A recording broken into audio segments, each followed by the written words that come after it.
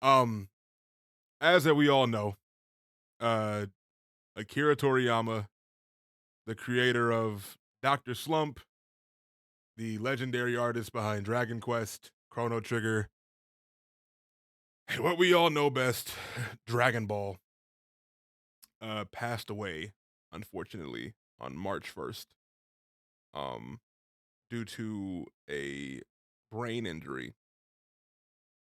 And, it still doesn't feel real, right?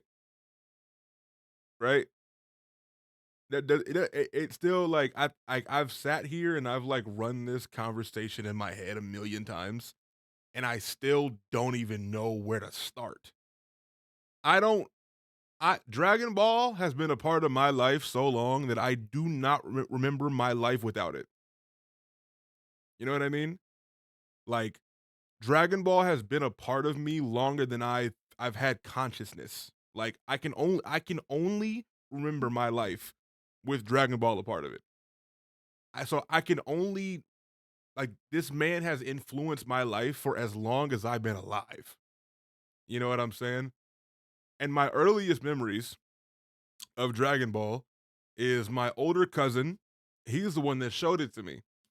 And he used to go print out the art of Goku, right? And bring the art of Goku and like Trunks and stuff. And like I would trace it and we would trace it together and like draw and stuff. And I didn't even know what it was until he showed me. Um, and then now we're watching Dragon Ball on VHS. You know what I'm saying?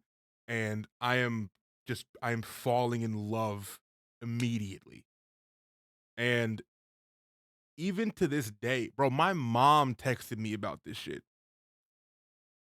My mom sent me a screenshot of the news. I already known this, but she sent me a screenshot because she knew how much it meant to me. I used to play, dude, Dragon Ball Budokai 1. I couldn't get past the mission with Goku holding Raditz and like spinning the analog stick. So my older sister had to beat it for me, and she don't even play video games. Like she don't even play video games, but my older sister had to come in and like spin the analog stick because I couldn't do it. And my whole my mom, my pops, everybody knows what a hami hami high is. That's what my pop call it. My pop call it a hami hami high. Like, and I remember my first time watching every single moment of that show. Every Gohan going Super Saiyan 2, um, Goku dying, Gohan headbutting Raditz in the stomach, um, the Piccolo and Goku driving episode, um, uh, Cell's first appearance, Namek, Goku and Frieza, Goku goes Super Saiyan for the first time, Vegeta nearly dying on Namek, um, Piccolo and Nappa, like, you know what I mean? Like, it's for the longest time, I feel like there was a large conversation about how good Dragon Ball Z actually is or how good it isn't. Some people would always argue about like, oh, it's actually mid, it's just the shonen. Da, da, da, da, da. No matter what, I think now we can all reflect and acknowledge, even if Dragon Ball Z isn't your favorite show, it is the most influential anime and one of the most influential pieces of media and art to ever exist in our world at all. At all. Especially, I think what makes that connection hit so much harder for someone like me is that I'm black, you know? And this kind of stuff, like typically you wouldn't associate us watching anime or anything of that sort with like people growing up in the hood and so forth. But for those that did grow up in the hood, that's all that we knew was Dragon Ball Z. All my homies watch Dragon Ball Z. The dope dealers watch Dragon Ball Z. The killers watch Dragon Ball Z. The nerds watch Dragon Ball Z. It was the one thing that everybody could find a piece of themselves in. And I think like I had this when icons like this pass away, I think I've lived most of my life not ever even considering someone that legendary could die. And in the back of my mind, I always had this hope that I could personally thank him for not only molding my childhood and molding me into the man I am today, but like thanking him for placing me in this part of my life where like a majority of my friend group, I wouldn't know if it wasn't for them being into Dragon Ball as well. I got to pass on Dragon Ball to my little brother, and I hope that he gets to pass it on to his kids if he has any. I remember the day that I gave my copy, bro. I gave my copy of Budokai 3 to my younger brother, and I was like, here, it's time for your life to change. And again, immediately fell in love with it. And the same thing that my bigger cousin did for me, I was able to do not only for my little bro, but for so many other people in my life. And I think what hurts the most is that I was thinking the other day that we still have new Dragon Quest games, we still have Sandland, we still have Daima, we still have all and Sparking Zero. We have all of these things that either he's directly we still have more of the manga coming out. We still I imagine they have plans for Super to still go on in the future with the successor, uh Toyotaro.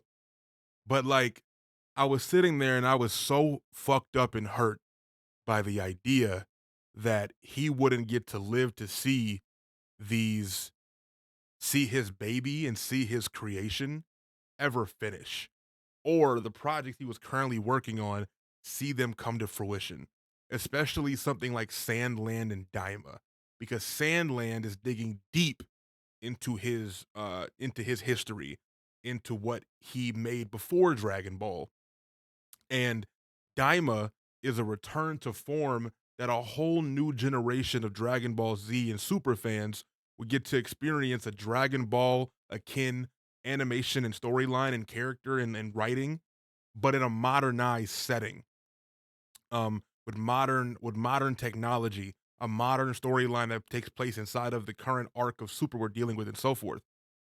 And I got really sad when I thought about him not being able to see that happen.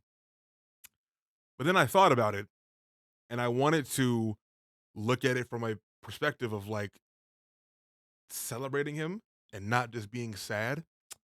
And I realized that, you know, how much of a blessing that it is that this man was able to do that for 40 years successfully. He was entering a second prime. And as much as that hurts, what a fucking legend. What a life to live. Because when you really think about it, that man could have lived on to be 100 and Dragon Ball could have probably kept going. And even if the show or the manga itself stopped, it lives on through us forever. Forever. And not just us. It lives on through athletes. It lives on through rappers. It lives on through other animation. It lives on through other mangaka. It lives on through every single person that creation of his influence. And not even just that one. You still have Dragon Quest, Chrono Trigger, Sandland, um, all these different things that you guys, if you listen to rap, how many rappers have you heard reference Goku or Vegeta or Gohan or Dragon Ball Z in general or a Ki Blast or a Kamehameha? If you've ever watched sports, like how many people have you seen that, especially now, that have mentioned like, yeah, Goku was an inspiration for me, or Vegeta was too, or even the other anime that Dragon Ball influenced in its just in existence. In wrestling, you have people like the New Day that came out in Saiyan armor. If you go work out right now at any gym across America, there's a very high percentage chance you will see someone wearing a Vegeta's armor or Saiyan armor as a t-shirt. And Black Panther, Killmonger, his armor is very clearly influenced as by Vegeta's armor. Even the character itself was had a lot of influence by Vegeta. And like it just doesn't it doesn't make sense that someone like that could die. But I think the reason for that being is that he never will actually die.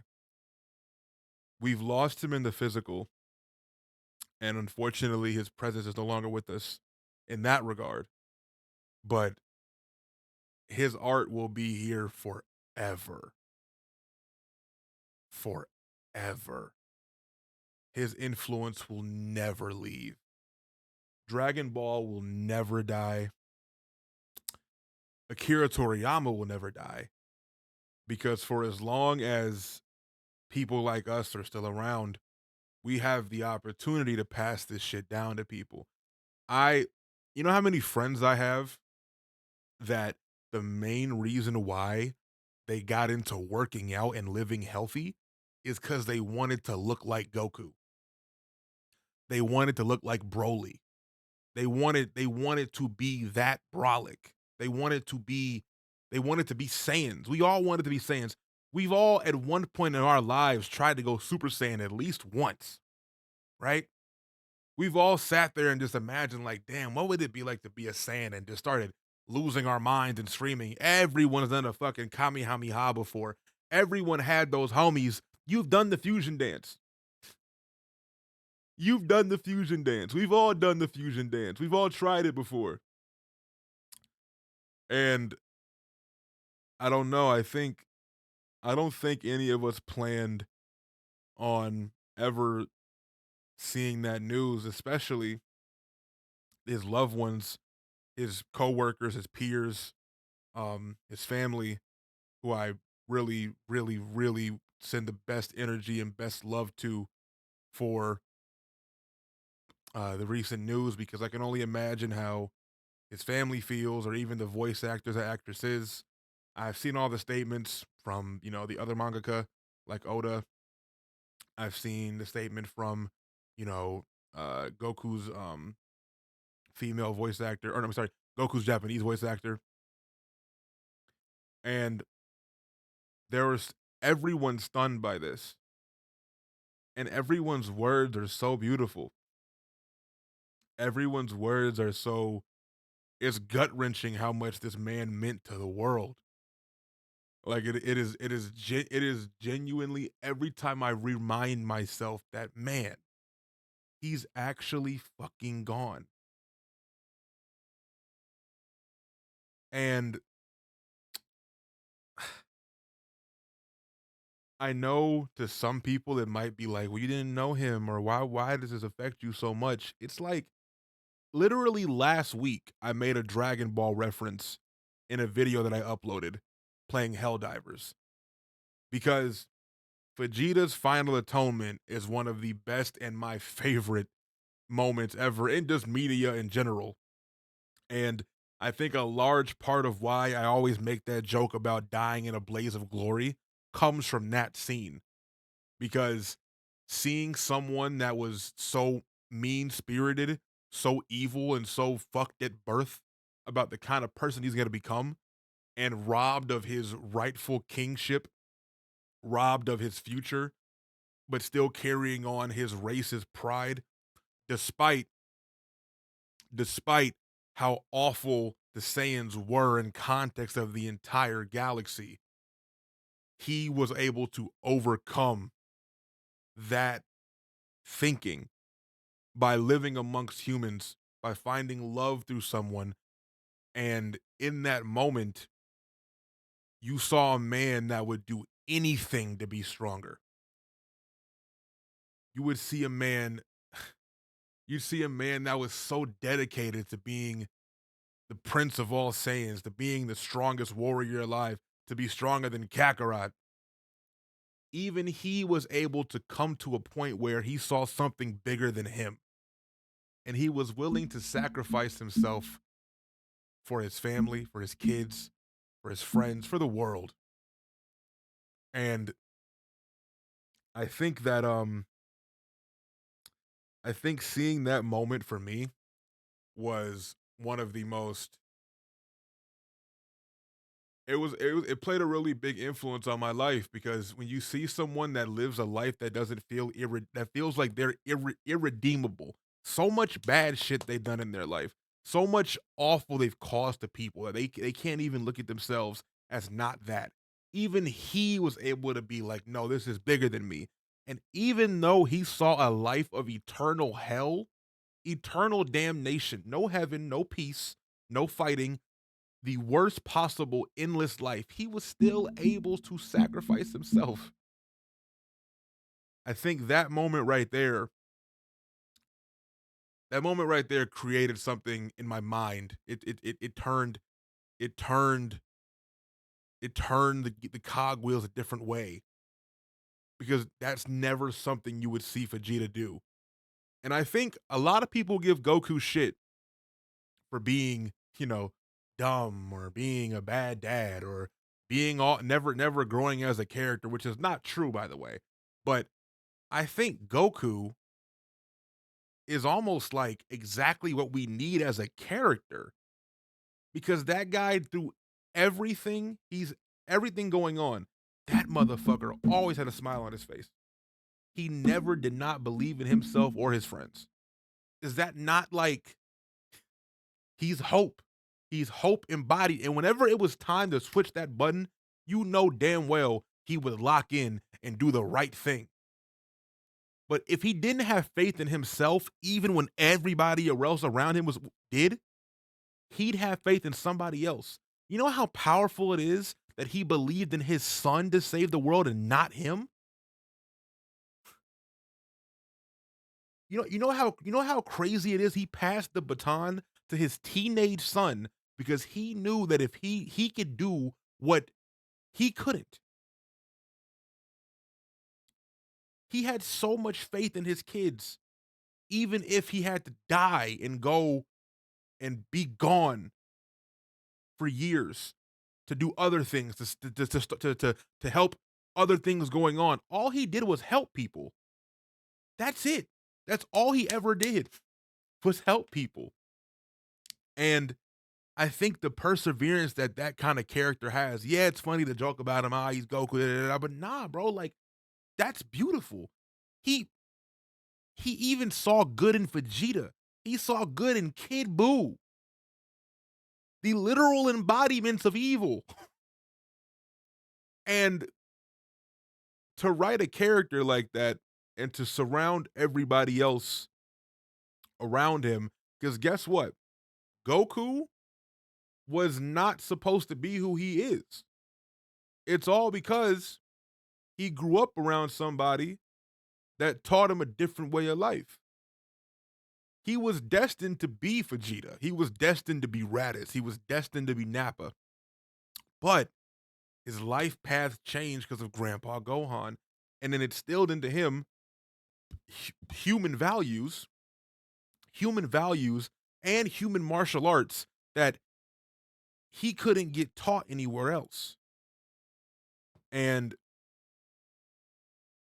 I think that as a whole, Dragon Ball Z, especially Kai now, if you'd like to go back and rewatch it, is it's one of the best shown and one of the best anime ever. It's a reason why it's so influential. It's a reason why everybody knows about Gohan going Super Saiyan 2. Why Super Saiyan itself has probably influenced your favorite media in some way or somehow. Super Saiyan is the literal most iconic form to ever exist in any show ever. That transformation has gone on to change the path of animation entirely. And I think that although it does hurt and it's fucking devastating that that man died so young. Because I want to say something real quick as well, not to get too off topic. I know a lot of people nowadays make these jokes about like unk this and unk that, and if you're 25, you're old now and so forth. But I really want to communicate to you, especially if you're younger. 68 is still very young in life. Like he still had so much life left to give. Look at us. He, Hey, look at us. he Look still at us. had Huh? so Who would've much thought? to Not me. give to not just us, but to himself. He still had so much more to see. He had so much more to create. He still had so much more to do. 68 is not old. 68 is the point in time where you still have plenty of years to go on and just live your life. And unfortunately, he was taken from us way too early. But I am eternally grateful for what Akira Toriyama was able to give to me and give to the world. And thank you for giving me and my friends and all of us the best gift ever of Dragon Ball. Whether it's Dragon Ball, Dragon Ball Z, Dragon Ball Super, whether it's GT, whether it's Budokai Tenkaichi, whether it's Fusions, whether it's Xenoverse, at every point in my life, at every age, at every major point that I was given in my life, Dragon Ball was there at some point. It always stuck with me, and it's gonna stick with me going forward even more now. And I will personally never shut the fuck up about Dragon Ball Z. I didn't plan on it before, but I especially don't plan on it now. And I'm just thankful for all the memories that from my childhood with my sisters, with my cousins, with my brother now, with my parents, with my friends growing up, even friends that fuck, even friends that I'm not friends with anymore because of personal reasons, even friends that have died, people that I don't have in my life anymore at all. We shared Dragon Ball, and I will always associate that with a happy feeling. Dragon Ball Z is one of the only pieces of media that I have from my childhood that I have happy nostalgia with. Like, I think about, man, I was so young whenever I got to experience this, but I'm older now and I still have it. I have Sparking Zero this year. I had Super, where really fast, we talked about Dragon Ball Z and Dragon Ball enough. Super, guys. Can you believe that he entered a second prime with Super? And in 2019, 2018, and 2020, we were given everything we lost from our childhood back in an even bigger way. We got to explore different universes. Look at us. Hey, We got to look explore at us. Look different at us. universes. Huh? Who would have We thought? got to Not see me. gods. We got Beerus and Whis. We got we got Universe 6 and then Universes 1 through 12. We got the fucking Tournament of Power. And no matter if you like Super or not, you can't tell me that Ultra Instinct and Jiren was not some of the most hype sports entertainment that we've gotten in the last 10 years. It was crashing anime websites across the fucking world. Latin countries and Mexico were doing watch parties in parks. They were entire cities were getting together to watch one of the biggest fights of modern times. And then after that, we got Dragon Ball Broly, where he reintroduced a legendary character that was at first a movie only character into now a canon character and gave us one of the most fire action movies in anime history again. And then we got Superhero, where we took a step backwards and went back to Dragon Ball, Red Ribbon Army stuff, changed up the entire storyline to give us more of a nostalgic, grounded story, and then reintroduced Gohan back into us. Every single problem that we had with that show and that in the manga and what happened, every single problem was being rewritten. We got Piccolo and Gohan in the main show in the spotlight. And it was fucking beautiful. Gohan and Piccolo were the heroes again. They got new forms again. We got to see Pan. We got to see Pan do stuff in a lighthearted but super serious, very nostalgic movie. And the future was bright. The future is still bright because thankfully Toyotaro has been brought in as his successor for basically the past so many years and has worked directly under him and with him on the manga and so forth. So I know Dragon Ball is in great hands because Toriyama left it in the hands of someone he trusted dearly.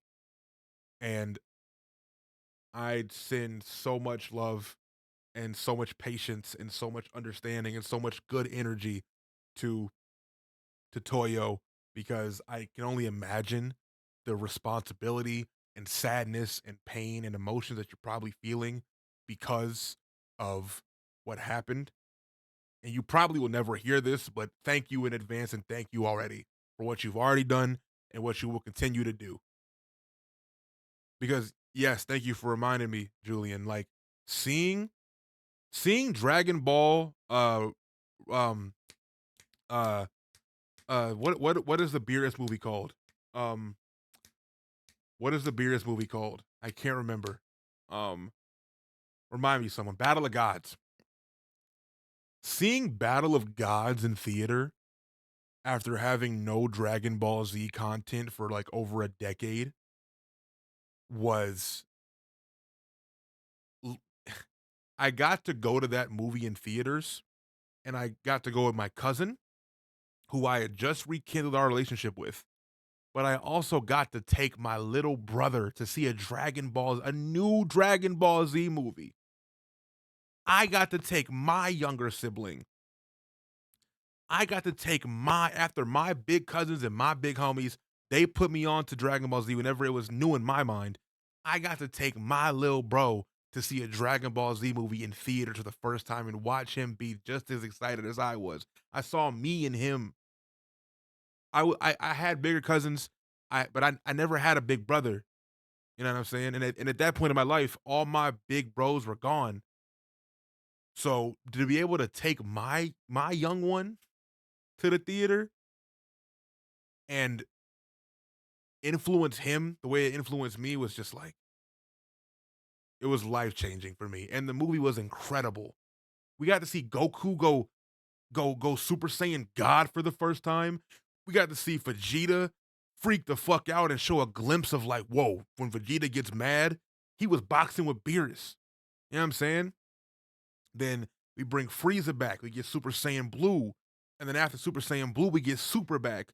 Super comes back. We get Universe 6. We get Goku Black. We get Super Saiyan Rose. We get Super Saiyan Blue Vegito. We get to see Future Trunks come back again. We get to see Vegeta and Goku fight someone that we have never seen them be put in that situation before. We saw Vegeta tap back into that same pride that we lost or that we lost from the show. Then we got Gogeta Super Saiyan Blue. He's canon now. We got to see the tournament of power where we got a mixture of the new guard and the old guard fighting together one last time for the fate of their universe. Gohan, Goku, Piccolo, Roshi, Krillin, Android 8 or Android 17, and Frieza. We got to see Goku and Frieza, Goku's almost number one enemy, team up in an effort to save their universe, to win the tournament of power. We got to see other Saiyans from an alternate reality. We got to see Kefla. Like we got to see everybody had their own moment. We got to see Jiren. We got to see good point. We got to see Vegeta meet new Saiyans. Because Vegeta and Goku both meeting new Saiyans for the first time is incredible, but it's also mind-boggling for both of them. Because Goku got to meet Nappa and Raditz and Vegeta. Nappa and Raditz both died, and they were both just your typical Saiyans, right? Vegeta watched his entire race get wiped out. That was it. Goku never even got to experience that. Goku didn't grow up in that environment. Vegeta grew up with Saiyans. He grew up with his dad. He grew up with all this stuff and he lost it. And he got to meet a new young Saiyan that he was able to mentor. And now there's a whole other universe of Saiyans out there available for Goku and Vegeta to go meet. Vegeta taught other Saiyans. Vegeta got to finally be the prince or the king that he, you know what I'm saying?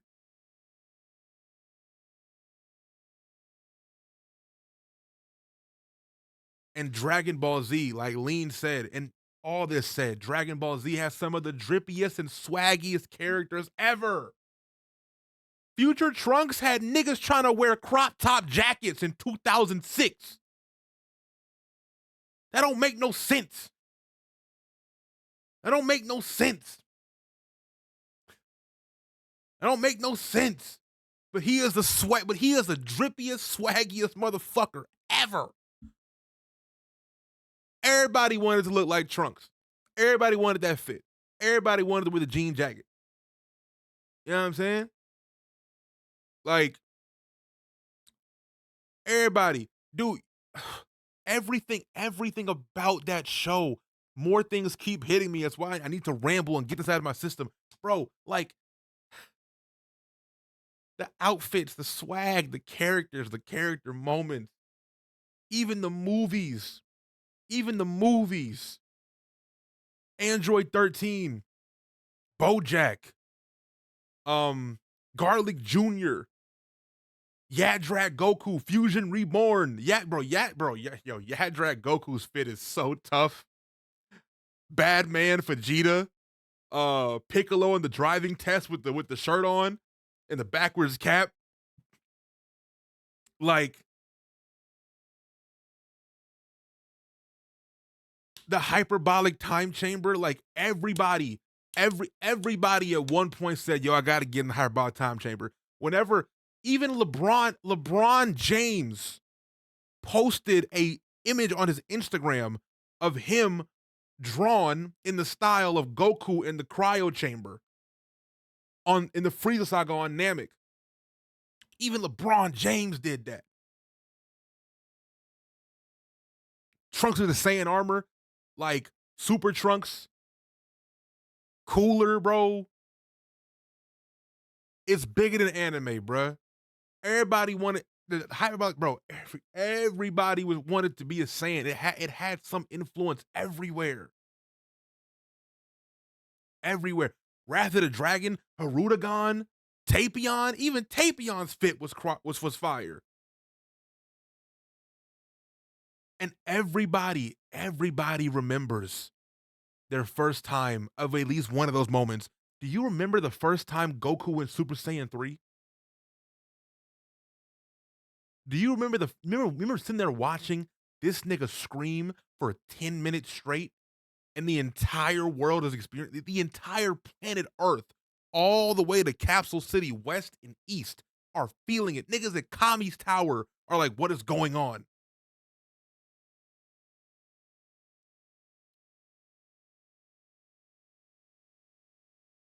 And guess what? You probably scream with him too. You probably scream with him too. You probably scream with him too. I know I did.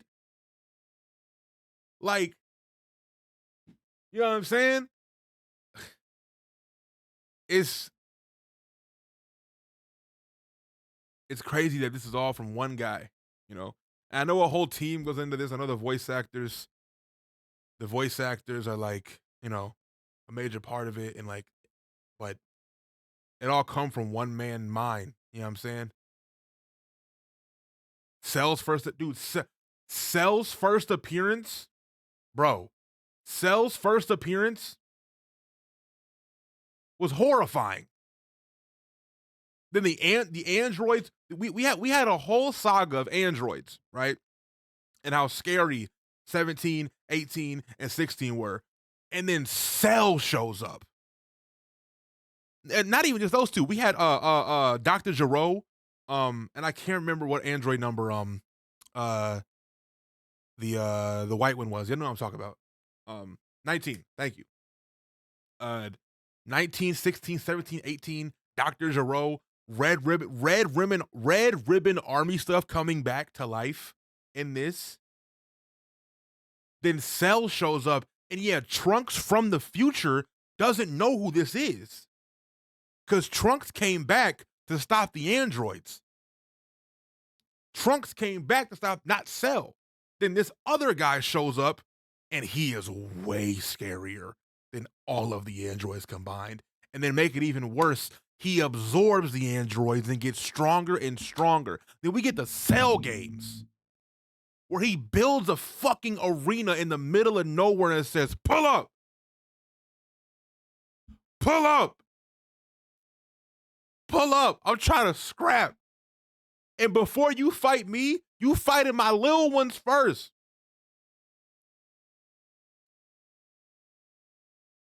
And the person that came back and killed Frieza, the main villain of the second saga of the show, who killed him in 15 seconds, doesn't know who this is. He has no idea who this is. How does this guy from the future not know who Cell is? But then you find out with how the time traveling works, there's like 3 timelines. And Cell didn't appear in Trunks' timeline. He had no reason to. There was no Goku. Then you have Super Trunks, who's on steroids, brolic as hell. Everybody's taking turns in the hyperbolic time chamber. Like, you know what I'm saying? Like, and then you get to the actual Cell saga. Or sorry, the tournament part of the Cell saga. And bro, the Cell saga, Super Trunks, Super Vegeta, when Vegeta thought he was a Super Saiyan 2, and he let Cell go final form because he was so cocky that Cell was gonna go, he could beat Cell, but he wanted Cell at his best form, and then Cell goes perfect form, and then Vegeta hits the Super Vegeta fucking Final Flash, and Cell eats that. Trunks and Vegeta fighting. Like, TN? Remember when TN went crazy, had his Linsanity run? He was like, boom, bitch, boom, boom, boom. Oh my God. TN had to, boy, he was like, boom, boom. The Tri-Beam, the Neo Tri-Beam. Oh my God, man. Like, that shit was so crazy. He had him in a frame trap. Like, you know what I'm saying?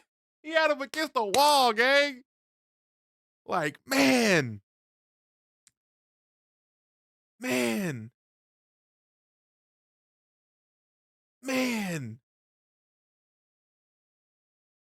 Like, and you know what's wild about that lean? You think about it, Trunks only had Bulma to raise him, right? So Vegeta's like, you're not my son. Could you imagine if Vegeta lived to raise Trunks? Like, which is kind of happening now, right? But I'm just saying, in Dragon Ball Z context, like, Trunks might be a whole different character, which is literally happening right now in the show, because Trunks is now not living the worst timeline ever, where all his friends die, and he's able to be a kid. Like, you know what I'm saying? And we kind of are this, no matter what. Like, well, let me not get too far off base. Cell Saga, let's end it.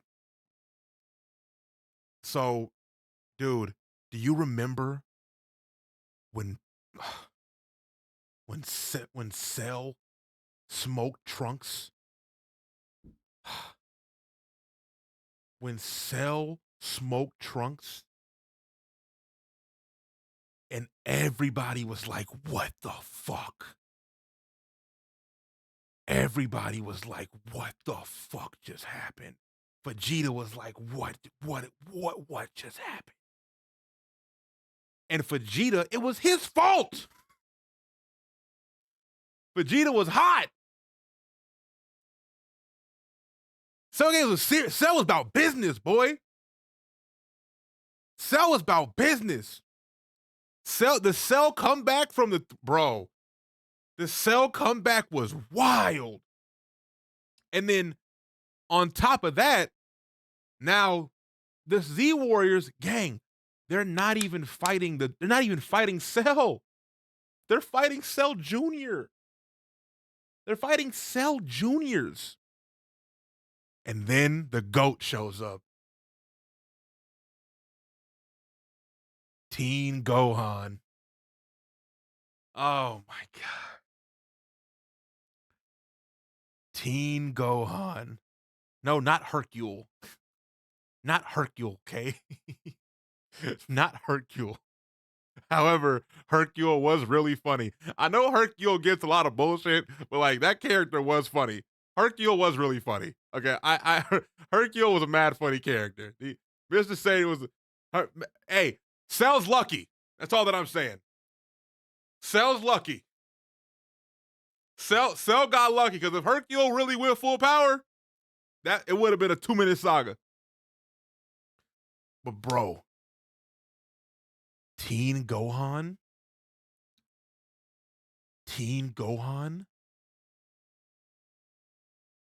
When we first see Teen Gohan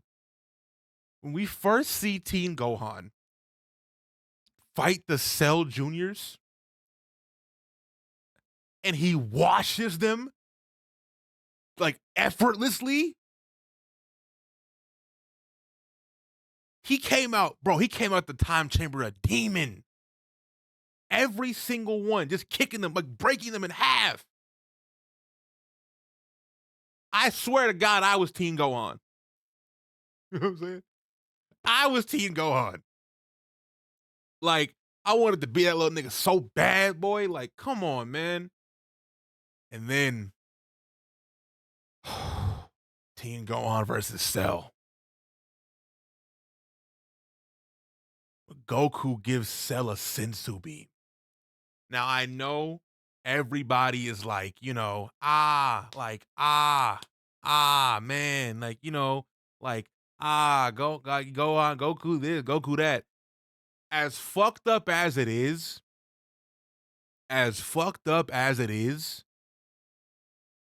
Goku giving Cell the sensu beam, it goes back to what I was saying earlier. He had so much faith in what Gohan could do.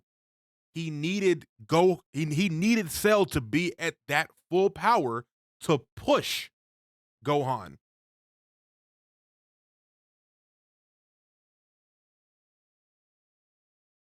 Like, he believed in Gohan so much.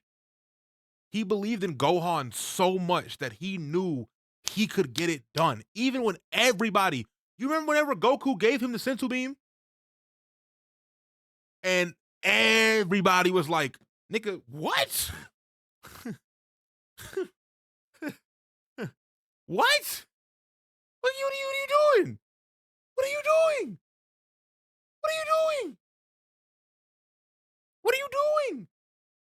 But then, bro,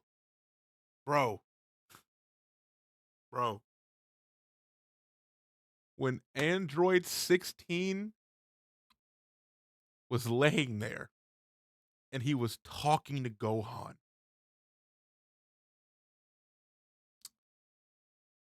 about life and about how beautiful he thought life was. And he gave that speech to Gohan and said to save the birds because Android 16 loved the birds.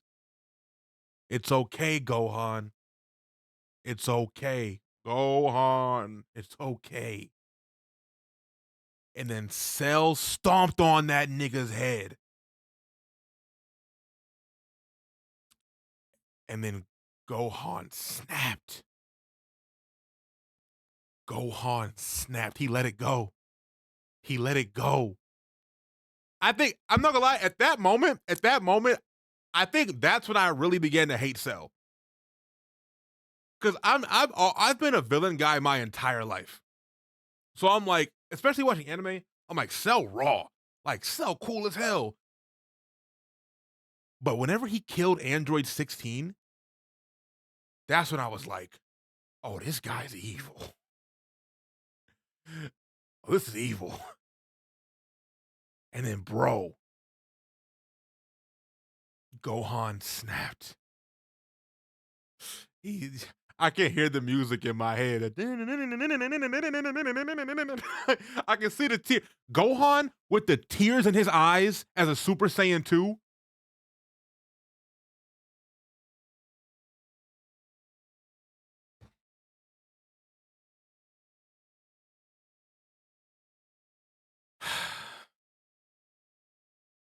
And then we all know what happens next. We get one of the most fire fight scenes ever. Super Saiyan 2 Gohan. First, he destroys Cell Juniors. When we get the display of what Super Saiyan 2 Gohan can do by one-shotting all of the Cell Juniors, and everyone's like, nigga? Like, what? What? Because the Cell Juniors was boxing with everybody else, basically. Everybody else. Everybody else getting boxed. Gohan effortlessly. Oh, also, before I get too off track, one more thing I want to say. I think I forgot about this. When Goku sacrificed himself, bro, I had tears in my eyes, boy. When Goku sacrificed himself, I had tears in my eyes, boy. I was like,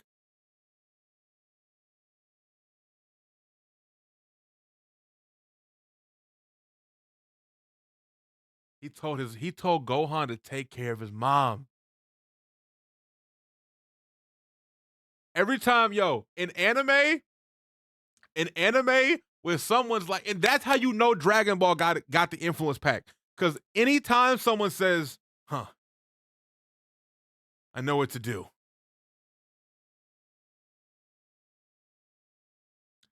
And then Krill's like, the fuck? And then, yes, exactly, Jay. He already been wished back twice.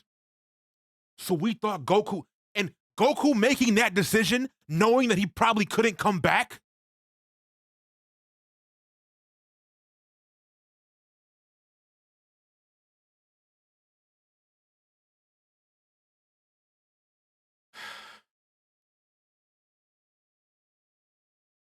That's why I hate the comments about him being a bad dad or him being selfish or having no character growth and being stupid. Like at every real instance it required it, Goku was putting his life on the line first. Because he learned with Frieza that if he shows too much mercy, that Frieza made that thing instantly wanted to kill him. So this time he was like, nah, I ain't taking a chance this time. If I gotta die to kill him, then I'm gonna do it. Evil always finds us when I'm around. So don't wish me back.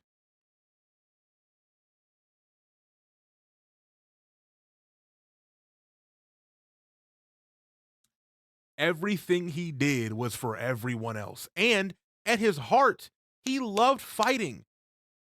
He loved fighting. He loved fighting. He loved people. He loved the world. He loved to grow. He wanted to get stronger. He saw the good in everybody. But whenever he couldn't see the good in Cell, he knew right then, okay, button press. Because Cell was going DEFCON 1. Cell was like, all right, y'all got it. I'm launching a nuke. Y'all got it. And Goku was like, nah. You go drop this nuke on King Kai's planet. Like, man, then that didn't work, unfortunately. Uh, but then when we get, when we get, oh, by the way, dude, someone said it. Krillin screaming Goku's name. Krillin screaming Goku's name. Anytime I can hear Krillin in my head right now. Right now, I can hear Krillin screaming his name. I can hear it. I don't even want to do it because y'all can all hear it too. And then yeah, Cell comes back with instant transmission, and now we think we're fucked. We're fucked. We're fucked. We lost. We lost Goku. But then that little nigga Teen Gohan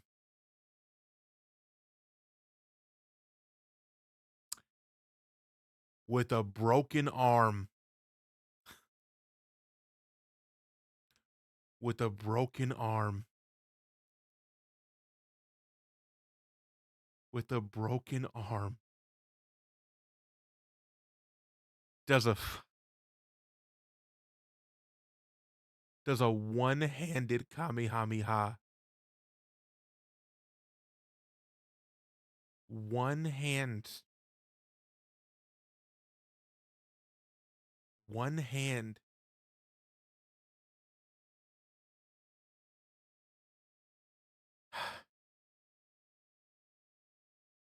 And then Goku.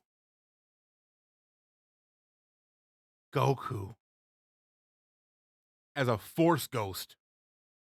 And yes, Vegeta with the distraction. Yes, shout out to Vegeta. Shout out to Vegeta. But Goku.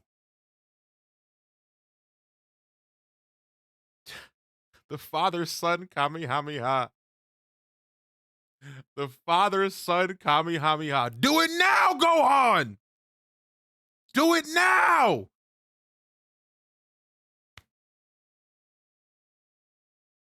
And all you see is just like for literally 15 minutes. 15 minutes is just a beam struggle back and forth, back and forth, back and forth, back and forth. And then Gohan starts walking forward. Gohan starts walking forward. He starts walking forward.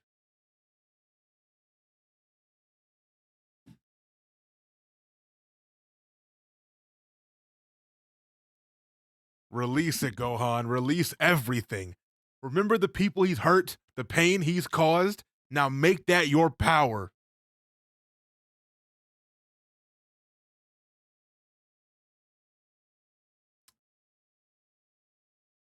That was a fun recap, and that's just exactly like that. I know I skipped over some portions, but that's how vividly that show is in my mind.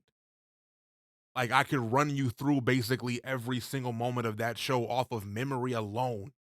And the first time I watched that joint was like 20 years ago, dog. You know what I'm saying? And Toriyama didn't create story arcs. Toriyama didn't create chapters. He created sagas. He created sagas.